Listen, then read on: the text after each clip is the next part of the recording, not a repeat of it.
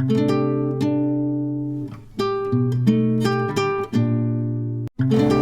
မ္မဥဆောင်စလင်းတော်လေးလုပ်လိုက်ပါမယ်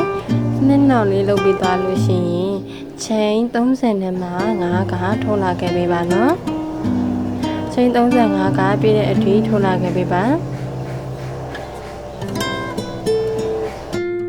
ချိန်35ကထိုးပြီးသွားပြီဆိုလို့ရှိရင်နောက်ထပ်ချိန်3ကထပ်ပြီးတော့ထိုးလိုက်မယ်ချိန်3ကထိုးပြီးသွားပြီဆိုလို့ရှိရင်အမှရစ်ပြီးတော့အဲ့ဒါလည်းအပေါက်ကနေပြီးတော့ရီးပြီးတော့၄ချိန်၄ခုညအပေါက်မှာတိုင်ရှိတဲ့အတိုင်းထိုးလိုက်မယ်နော်အဲ့ဒီတိုင်ရှိထိုးရတဲ့အပေါက်မှာဘယ်မှာတိုင်ရှိတဲ့အတိုင်းထပ်ပြီးတော့ထိုးလိုက်ပါမယ်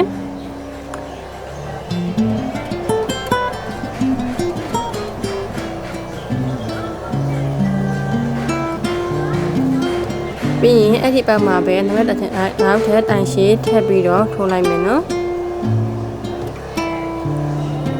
အဲ့ဒီပေါက်မှာပဲထပ်ပြီးတော့တိုင်ရှိထိုးမယ်စုပေါင်းအဲ့ဒီအပေါက်ထဲမှာပဲတိုင်ရှိ8တိုင်ပြည့်တဲ့အထိထိုးလာခဲ့ပေးရပါမယ်နော်တိုင်ရှိ8တိုင်ပြည့်ပြီဆိုလို့ရှိရင်နောက်တစ်ချိန်3ကတက်မယ်ချိန်3ကတက်ပြီလို့ရှိရင်အဲ့ဒီချိန်3ကလည်းအပေါက်မှာမဟုတ်ဘဲနဲ့ဘေးကအပေါက်မှာတိုင်ရှိတဲ့တိုင်းထိုးလိုက်ပါမယ်အန်ဒီတဲ့တိုင်းထွက်ပြပါပြီဆိုလို့ရှိရင်ချိန်တစ်ခါတက်မယ်ချိန်တစ်ခါတက်ပြီးတော့တစ်ပေါက်ကျော်ပြီးတော့ဒုတိယမြတ်အပေါက်မှာတိုင်ရှိတဲ့တိုင်းထိုးလိုက်ပါမယ်ပြီးရင်ချိန်တစ်ခါတက်မယ်ချိန်တစ်ခါတက်ပြီးတော့ရှင်တစ်ပေါက်ကျော်ပြီးတော့ဒုတိယမြတ်အပေါက်မှာတိုင်ရှိတဲ့တိုင်းထိုးလိုက်ပါမယ်ပြီးရင်ချိန်တစ်ခါတက်မယ်ချိန်တစ်ခါတက်ပြီးလို့ရှိရင်နောက်ဆုံးပေါက်တစ်ပေါက်ကျော်ပြီးတော့နောက်ဆုံးပေါက်မှာတိုင်ရှိတဲ့တိုင်းထိုးလိုက်ပါမယ်ပြီးရင်နောက်တစ်တက်ဖို့အတွက်ချိန်3ကတက်ပါမယ်ချိန်3ကတက်ပြီးသွားပြီဆိုလို့ရှိရင်ခုနကတစ်ပေါက်ကျော်ပြီးတော့တိုင်ရှိထိုးထားတဲ့ထိပ်မှာပဲတိုင်ရှိတဲ့တိုင်းထိုးလိုက်ပါမယ်ပြီးချိန်တစ်ခါတက်မယ်တစ်ပေါက်ကျော်ပြီးတော့တိုင်ရှိထိုးထားတဲ့ထိပ်မှာတိုင်ရှိတဲ့တိုင်းထပ်ပြီးတော့ထိုးမယ်ပြီးရင်ချိန်တစ်ခါတက်မယ်တစ်ပေါက်ကျော်ပြီးတော့တိုင်ရှိတဲ့တိုင်းထိုးထားတဲ့ထိပ်မှာတိုင်ရှိထိုးလိုက်ပါမယ်ပြီးရင်ချိန်တစ်ခါတက်မယ်ချိန်တစ်ခါတက်ပြီးလို့ရှိရင်နောက်ဆုံးအပေါက်မှာနောက်ဆုံးအပေါက်ရဲ့အပေါက်ကျဲကြီးထဲမှာတိုင်ရှိထိုးလိုက်ပါမယ်အဲ့လိုမျိုးကိုနောက်ထပ်23တန်းပြည့်တဲ့အထိထိုးလာခဲ့ပေးပါနော်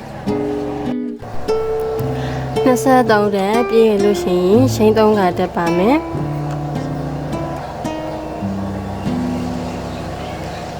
ချိန်3ကတက်ပြီးလို့ရှိရင်အဲ့ဒီတစ်ပေါက်ကျော်ပြီးတော့ထိုးထားတဲ့အပေါက်မှာတိုင်ရှိထိုးမယ်တိုင်ရှိထိုးပြီးလို့ရှိရင်သူကချိန်တက်စရာမလိုပဲနဲ့အဲ့တိုင်ရှိပေါ်မှာပဲထပ်ပြီးတော့ထိုးသွားရုံနဲ့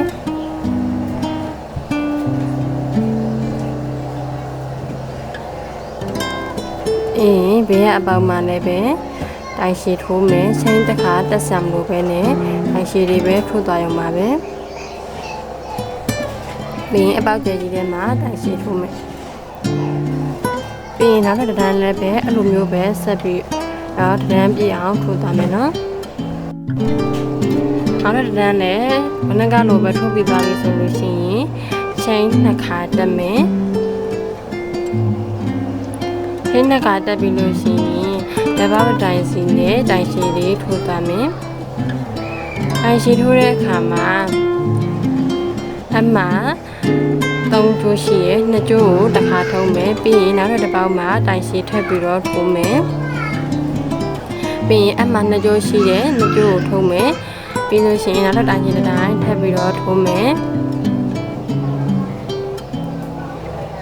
အမှ2ကျိုးကိုတစ်ခါထုံးမယ်ပြီးရင်နောက်ဆုံးအပေါက်မှာတိုင်ရှိထိုးမယ်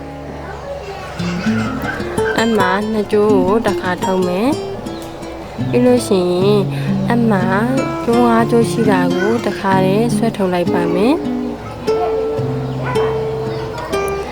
ခါတည်းဆွဲထုတ်ပြီးသားလို့ရှိရင်ချိန်30နဲ့မှ5ကထိုးပါမယ်နော်ချိန်35ကပြည့်တဲ့အထိထိုးလာခဲ့ပြီပါနော်